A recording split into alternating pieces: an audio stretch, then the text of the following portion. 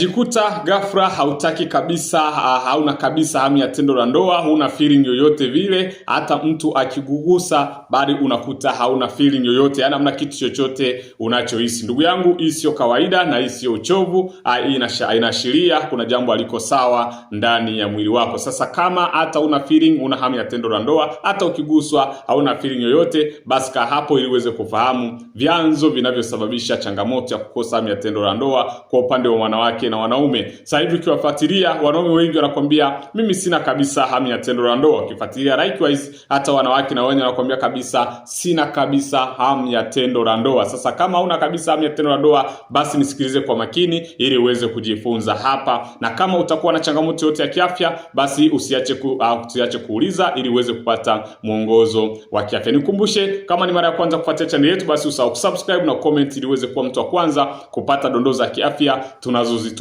kila siku. Kila siku tumekuwa tukituma dondoo za kiafya zinazosaidia watu kuondokana na changamoto za kiafya mbalimbali. Sasa hapa jambo la kwanza unalotakiwa kufahamu, kwa nini wanawake wanaume pia wanakosa hamu ya tendo la ndoa. Sababu namba moja, huwa tunasema ni homoni kushuka. Homoni kushuka, hapa tunaongelea homoni kuu mbili. Kwa mwanaume tunaongelea homoni ya testosterone, na kwa mwanamke tunaongelea homoni ya estrogen. Hizi homoni ndo master plan moja kwa moja wa hamu ya tendo la ndoa. Hii ndo engine ya hamu ya tendo la ndoa. Yaani tunapoongelea estrogen, tunapoongelea testosterone kwa mwanaume, ndo hamu ya tendo la ndoa. Kwa hiyo inaposhuka, mara zote ile hamu ya tendo la ndoa huwa inashuka kabisa, na huwa inatokea kwa sababu ya unapokuwa na stress, unapokuwa na umri unapopanda, au pengine unapata lishe mbaya zaidi. Ndio maana moja ya swali ambalo wanawake wengi wamekuwa wakituuliza kwamba kwa nini wakiwa kwenye period, kwa nini wakiwa kwenye kwa nini wakiwa period mara nyingi wanakuta hamu ya tendo la ndoa inakuwa kubwa sana. Ni kwa nini? Moja ya sababu kubwa ni kwamba unapokuwa period, homoni ya estrogen inakuwa juu. Homoni ya estrogen ikishakuwa juu, ndio maana wewe unahisi hamu ya tendo la ndoa ukiwa period. Kwa hiyo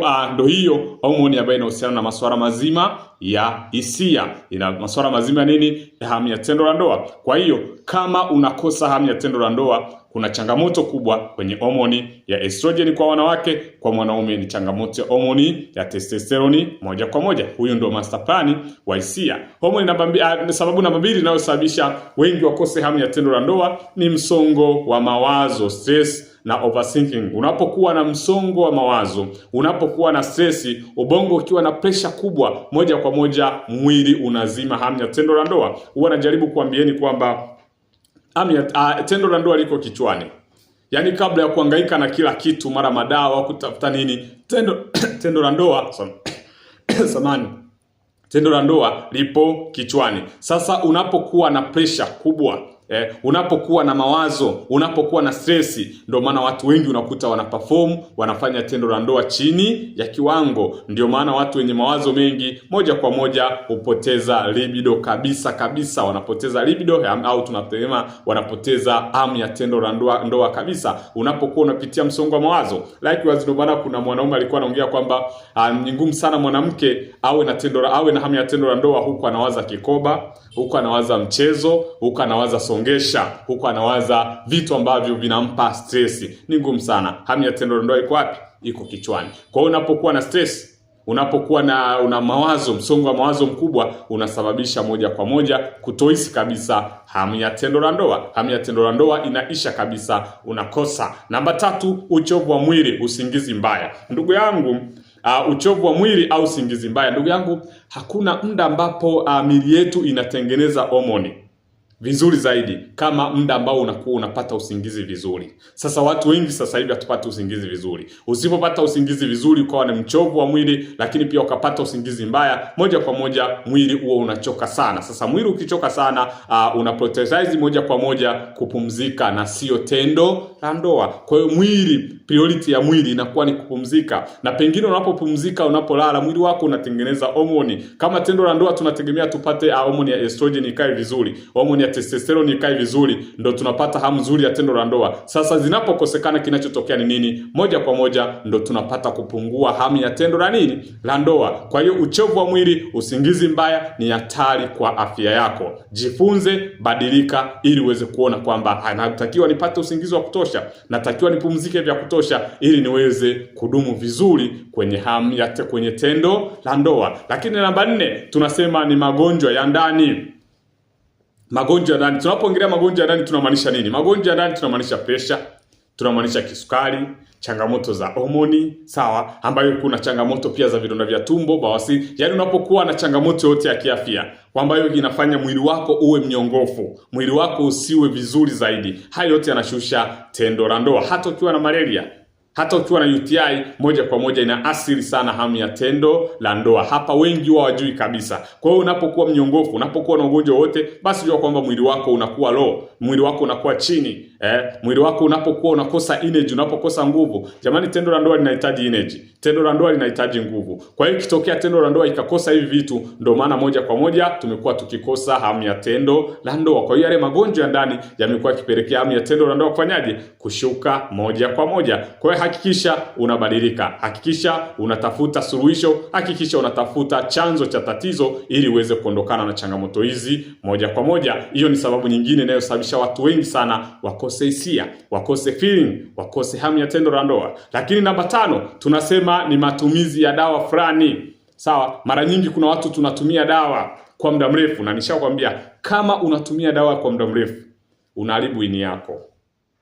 Ni moja ya sababu kubwa. Ndio maana sasa hivi watu wengi wamekuwa mkituuliza kwa nini changamoto za ini zimekuwa zikiongezeka. Changamoto za ini zimekiongezeka kwa sababu tunatumia dawa kwa muda mrefu.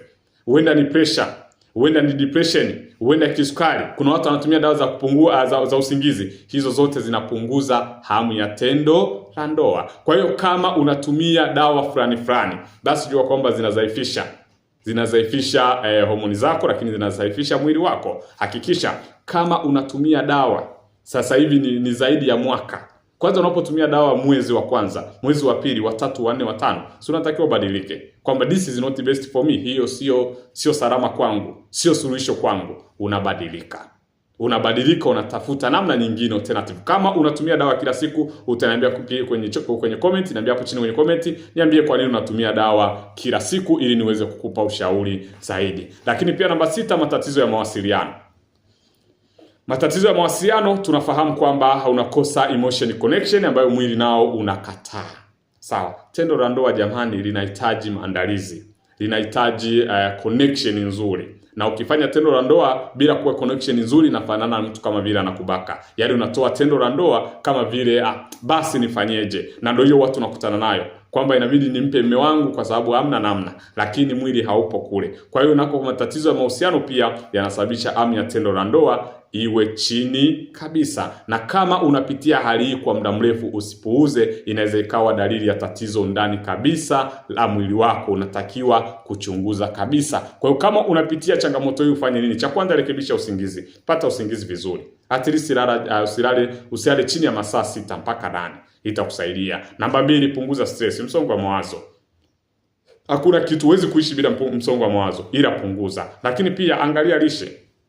Vyakula unavyotumia viwe vinaongeza nguvu mwilini. Fanya uchunguzi wa homoni mapema, kama hizo homoni zimeweza kushuka, basi ili uweze kupata msaada zaidi. Kama una hali hii na hamu yako ya tendo la ndoa imepotea kabisa, basi una changamoto hiyo, basi tunaweza tukawasiliana kuweza kupeana miongozo zaidi ili uweze kuweza kuondokana na chanzo cha tatizo, ili uweze kuwa na nguvu imara. Ndugu yangu mwanaume, bila nguvu za kiume unakuwa unafanya kazi bure. Kama una mara ya kwanza kufuatia channel yetu, basi usahau subscribe na comment ili uweze kuwa mtu wa kwanza kupata dondoo za kiafya tunazozituma kila siku. Tuambie unafikiria wewe ni changamoto gani inayokupelekea ukose hamu ya tendo la ndoa? Niambie hapo chini kwenye comment. Karibu.